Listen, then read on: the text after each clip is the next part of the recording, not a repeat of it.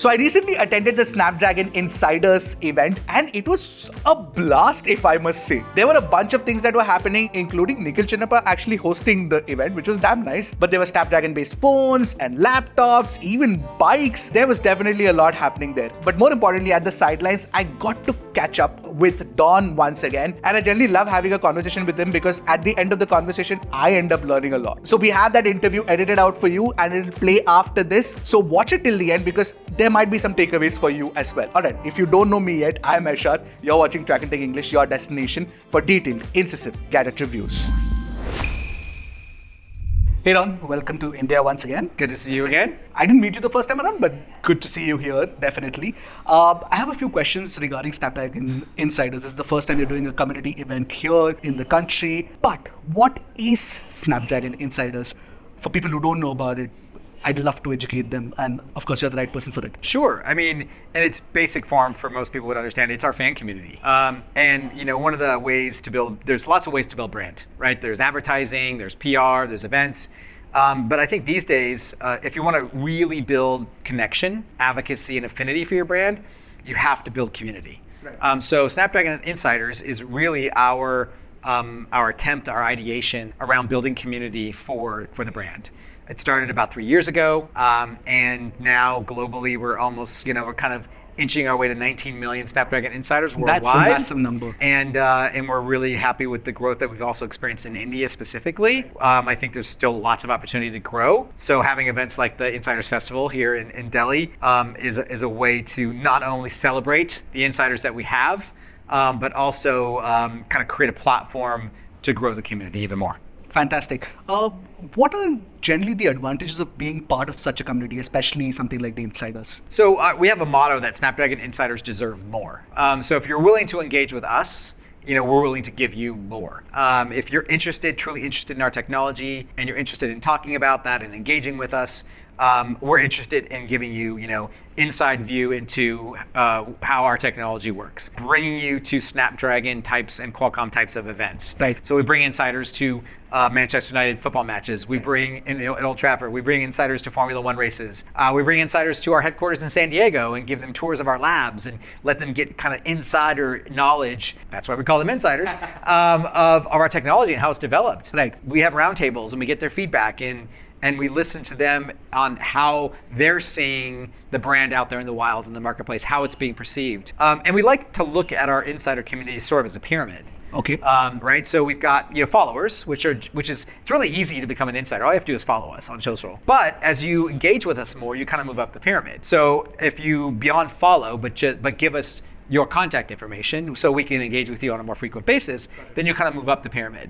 If you are building social influence in your own right, and you want to engage with our content more in order to build your own social influence, then you even move up the pyramid higher. And then of course at the very, very top are our insiders that are also KOLs in their own right. Right. They have huge followings, but they're also insiders. And we have different ways to engage with our insiders depending on where they are in the pyramid. Right. And if they want to take that journey with us kind of up towards the top. And then we have different kind of ways we deliver content and we engage. So we have evergreen content, which is stuff that's already always out there within the insider community. Shot on Snapdragon is a perfect example. Right. It's always out there. It's actually community managed. Oh, interesting. Right. So we have insiders like doing their own Shot on Snapdragon contests on a monthly basis around the world. Right. So that's something that's always out there, and it's generating great content. We're doing a food one right now where there's like lots of insiders, thousands of insiders taking pictures of their food.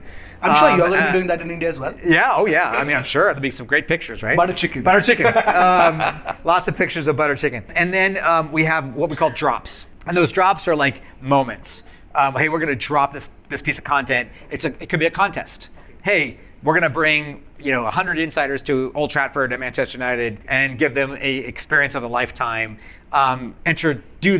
Shoot this short video of your best, football moves and enter to win. So we'll drop these on a sort of monthly or quarterly basis, and then we'll gamify as well and amplify. And then we have our partners who also engage with our community and et cetera. So we have these different layers of content. And then we have our insiders who are actually producing their own content. Got it. Right. And then delivering that back to the community as well. So that's how we kind of look at our content roadmap. But at the end of the day, growing the number of insiders is important.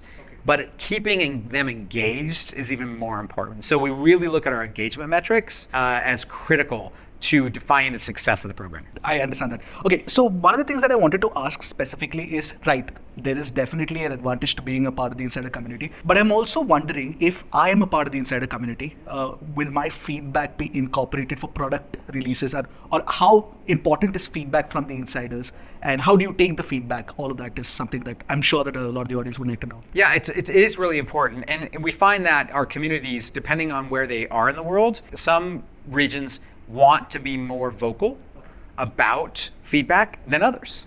And I think it's cultural, right? I think consumers in India, for example, have strong opinions about technology, especially. They care about it.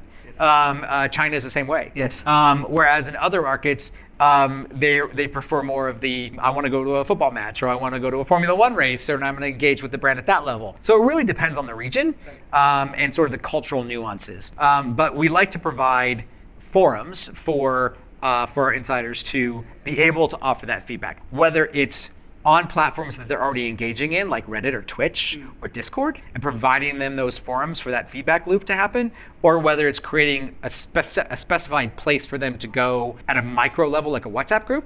Those are the types of ways that we want to solicit and then take in the feedback and then kind of turn it around and make it a sort of a 360 exercise. And we're constantly looking at ways to improve that. I gotta tell you, the India team is the one really driving the evolution of that strategy, because Indian insider base is one of the most vocal insider bases, and they want to give that feedback. Interesting. And so it's really up to us to give them that opportunity and provide the platform for them to do it. Is there any specific feedback from Indian insiders community that comes to your mind that sort of maybe you have implemented? So we have gotten feedback from all over the place. Of course, everybody wants us to sponsor cricket. All of our insiders want us to sponsor cricket. Right. So we've taken that feedback. There's been feedback on wanting Snapdragon in more devices. Right. Right. Are you going to enter this market? Are you going to enter that market? We really think you should enter this market. And and that's great feedback. What we do with that feedback is we look at it in the context of what is the Snapdragon value proposition, and does it apply to this device category or this specific device itself? And if it does, then is there an opportunity there? If it doesn't, then maybe there's an opportunity for another Qualcomm-based technology that doesn't sit within the Snapdragon family. So we look at things like that all the time, but we love hearing in general from our insiders community. And then, like I said, lots of advice about a lot of different things. Yes. That's really a credit to the fact that they care. Interesting. Also, I think, like you mentioned, auto would be one aspect of it, right? I mean, that's growing like at fast clip here in India as well. Yeah. And I think Snapdragon's also getting involved really deeply into it, right? Yeah, automotive is a huge growth opportunity for us. I think we announced a $40 billion pipeline of design wins across auto OEMs and partners. In India, it's a unique opportunity because beyond four-wheel vehicles, we have a huge two-wheel opportunity. That is right. Right, in India being the biggest two-wheel market in the world. It is. So, the partners like Ultraviolet and others provide us a really huge opportunity. We're showcasing some of those two-wheelers here at the festival. Yes. We're going to be showcasing at CES. Oh, interesting. Yeah, exactly. Right, I remember. Yeah. So Royal Enfield is there, if I'm not mistaken. Yeah, so it's going to be great. And we see a huge opportunity within the two-wheel market as well as the four-wheel market. So auto is a huge expansion area for us. And again, as the steward of the brand and the CMO of the company, I would love at some point for a consumer to go into a car store or car dealership or whatever and say, does this car have Snapdragon inside of it? Because if it doesn't, I don't want it. All right? I mean, I'd love that. That is quite a goal to have. It is quite a goal to have. But, I think big. All right. One thing I'd definitely love to know is, how is marketing for different regions different? Like, how do you do it differently for different regions? Like, say, for example, how is it different for the European countries as opposed to the Asian countries? It comes down to a couple different things. So messaging is in language is very important. So, we try to come up with concepts that are global in nature that can be applied regardless of the region, and then localize those. But in some cases, there's just a lack of understanding of expressions from one country to the next. And so we have to alter those. Something may not translate well, into Mandarin, right? That does translate well into Hindi. And so we're always constantly looking at that. There's always a balance because in order to build brand, ultimately, and to make Snapdragon a cultural icon consumer brand, right? You have to build these broad kind of concepts for what the brand stands for. And those are things like visual expression, the logo, the name, how we visualize it, how we express it. But then underneath that, how we localize, customize, make relevant is really where that sort of localization, that customization happens. And that's where we take either global concepts and adjust them locally, or we come up with brand new concepts that are truly just local, that only are relevant to a local community, but they pull all the goodness in from the brand. And we're seeing that in India, we're seeing that in China. We just did a big launch program for 8 Elite, Yes. right? In Shanghai and in Beijing and Shenzhen. And it was just massive. And the whole concept was around this idea of toothpaste. What?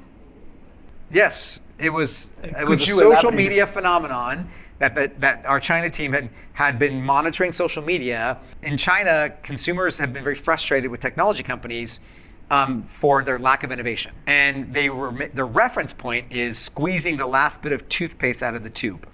Ah. And that's what they equated lack of innovation to. So instead of getting a new tube of toothpaste, you're just trying to squeeze more toothpaste out of your existing tube. It's kind of a joke. It was kind of like a funny thing. Now, I didn't get it at first, but I'm like, okay, I'm not Mandarin, I'm not Chinese, so maybe it's okay that I don't get it. But it was a kind of a trend on social that our agency kind of pulled out from all the chatter. And so we played on that. So we made these massive tubes of toothpaste, put them in these massive glass boxes on the Bund in Shanghai, and then we exploded them with the launch of the 8 Elite to signify, hey, we're not squeezing the last bit of toothpaste. We're blowing up the tube. Interesting. Very interesting. And it went over really well, but that's something that would never work anywhere else. True. Right, 'cause definitely not in India for sure. Right, it was We truly- love squeezing the last bit of Of toothpaste. course, of course. A lot of people do, right? They kind of roll it up, right? But it is something that was truly a local insight that only a local team would be able to figure out.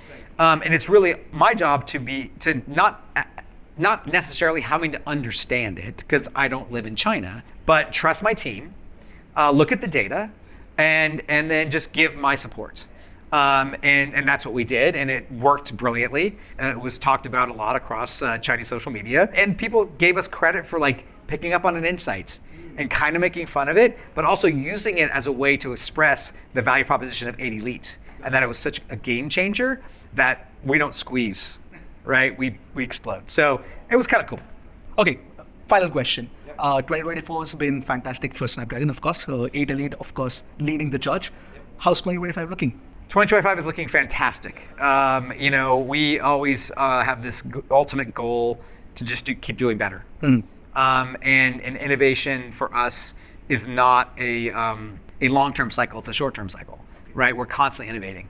And so not only in our current product categories are we looking for big things in 2025, but even, as we explore new things, we see massive opportunities with AI over the next 12 to 24 months. And we also see new areas of growth around spatial computing and all sorts of other areas. So we're really excited about 2025. Fantastic. Look forward to seeing more stuff from Snapdragon in 2025. And it's always lovely to have a conversation with you, Ron. You as well. All right. That's Thanks for your time.